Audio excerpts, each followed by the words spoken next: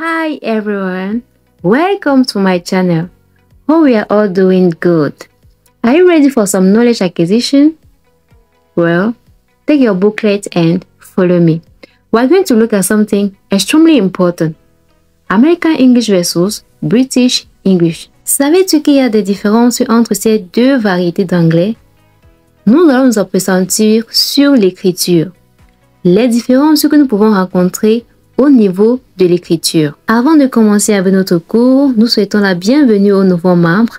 Nous avons beaucoup de choses, nous avons beaucoup de secrets à vous dire en ce qui concerne l'apprentissage des langues. Nous invitons cependant ceux qui ne se sont pas encore abonnés de le faire et d'activer la cloche de notification. Alors, à l'écrit, il y a plusieurs mots qui peuvent s'écrire de manière différente dans les deux variétés d'anglais. Par exemple, nous avons le OR et le OUR.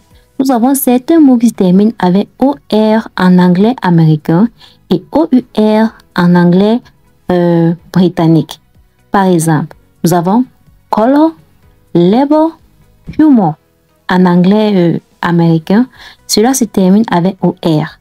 Alors qu'en anglais britannique, cela se termine avec OUR. Ceci dit, si vous écrivez color avec OR à la fin, c'est correct.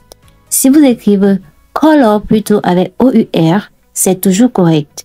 Là, on a affaire à l'anglais américain et à l'anglais britannique. Avant de continuer avec les autres différences, si tu aimes ce que tu apprends, n'hésite pas de t'abonner. Deuxième exemple, nous avons les IZE et les ISE.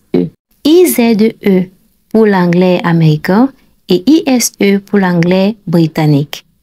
Mais ils se lisent tous eyes. La seule différence se trouve au niveau du S et du Z. Nous avons realize, recognize, organize. Recognize, organize, realize. Donc, si vous voulez écrire l'anglais américain, mettez Z.